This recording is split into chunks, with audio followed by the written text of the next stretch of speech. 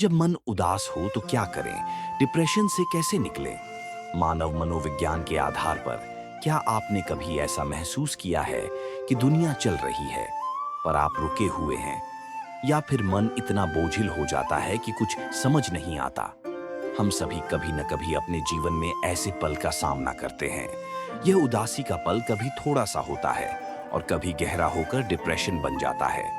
इस वीडियो में हम बात करेंगे कि जब आपका मन उदास हो तो क्या करें और मानव मनोविज्ञान के आधार पर हम कैसे डिप्रेशन से बाहर आ सकते हैं। सबसे पहले समझना जरूरी है कि डिप्रेशन सिर्फ एक भावनात्मक स्थिति नहीं है।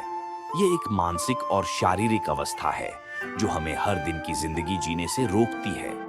मानव मनोविज्ञान के अनुसार डिप्रेशन का कारण रासायनिक असंतुलन, पिछले आघात या जीवन की बदलती चुनौतियां हो सकती हैं। अक्सर हम यह महसूस करते हैं कि हम अकेले हैं, पर ऐसा नहीं है। आपके जैसे हजारों लोग हैं जो इस दौर से गुजर रहे हैं। ये समझना कि ये सिर्फ आपके साथ नहीं हो रहा, एक पहला कदम है इसे संभालने का। जब मन उदास हो तो क्या करें? व्यावहारिक समाधान। स्टेप 1, अपने जज्बातों को समझो। सबसे पहले अपने जज्बातों को समझना सीखें। मनोविज्ञान के अनुसार जब आप अपनी भावनाओं को स्वीकार करते हैं तो आपके मन पर उनका बोझ कम हो जाता है। बेचैनी या उदासी महसूस हो तो उसे दबाने की जगह खुद से सवाल करें, मुझे आखिर क्यों ऐसा लग रहा है? जैसे ही आप इस सवाल का जवाब ढूंढने लगते हैं, आप अपने जज्बातों को थोड़ा बेहतर समझ पाते हैं। स्टेप 2, दिनचर्या को सामान्य रखें। डिप्रेशन का एक सबसे बड़ा असर हमारी दैनिक दिनचर्या पर होता है। अक्सर हम छोटी छोटी गतिविधियां भी नहीं कर पाते। यह एक दुष्चक्र बन जाता है। मनोविज्ञान कहता है कि जब हम अपने शरीर को नियमित गतिविधियों में व्यस्त रखते हैं तो मन स्वतः ही उसका अनुसरण करता है। चाहे आपको मन न हो, लेकिन सुबह उठकर बिस्तर बनाना, व्यायाम करना या एक साधारण वॉक पर जाना बहुत मददगार हो सकता है। स्टेप 3, कुछ नया सीखें। हमारे मस्तिष्क को उत्तेजना की जरूरत होती है। कुछ नया सीखने या करने से हमारे मस्तिष्क में नए न्यूरल पाथवे बनते हैं जो हमें डिप्रेशन से निकलने में मदद करते हैं। छोटी रुचियों जैसे पेंटिंग, कुकिंग या एक नया कौशल सीखना आपको अपने विचारों को पुनर्निर्देशित करने का एक नया तरीका दे सकता है।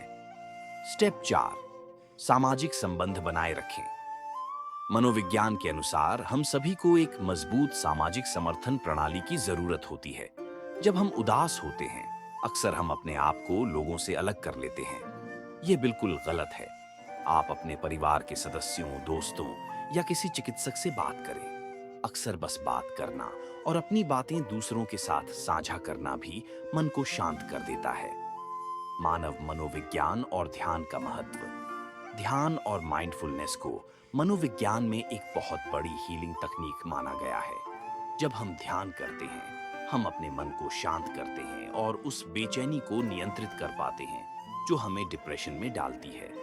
रिसर्च कहती है कि रोजाना 10 से 15 मिनट ध्यान करने से हम अपने तनाव हार्मोन्स को कम कर सकते हैं और अपनी कुल भलाई को सुधार सकते हैं।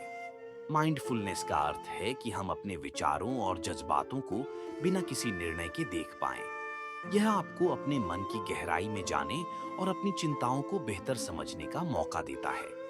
अगर आपको लगता है कि आप अपनी उदासी और डिप्रेशन को अकेले नहीं संभाल पा रहे हैं, तो प्रोफेशनल मदद लेना कभी भी गलत नहीं होता। मनोवैज्ञानिक और चिकित्सक प्रशिक्षित होते हैं आपकी भावनाओं को समझने और उसका समाधान निकालने के लिए।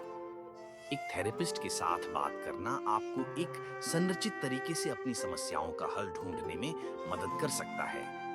निष्कर्ष, यह याद रखें कि जब भी आप उदास महसूस करें, आप अकेले नहीं हैं। आपके पास हमेशा विकल्प हैं और हर दिन एक नई शुरुआत हो सकती है। अपने जज्बातों को समझना, दिनचर्या को थोड़ा ठीक करना, ध्यान करना और जरूरत पड़ने पर प्रोफेशनल मदद लेना, ये सभी तरीके आपको डिप्रेशन से निकलने में मदद करेंगे। आप अपनी जिंदगी को वापस अपने हाथों में ले सकते हैं।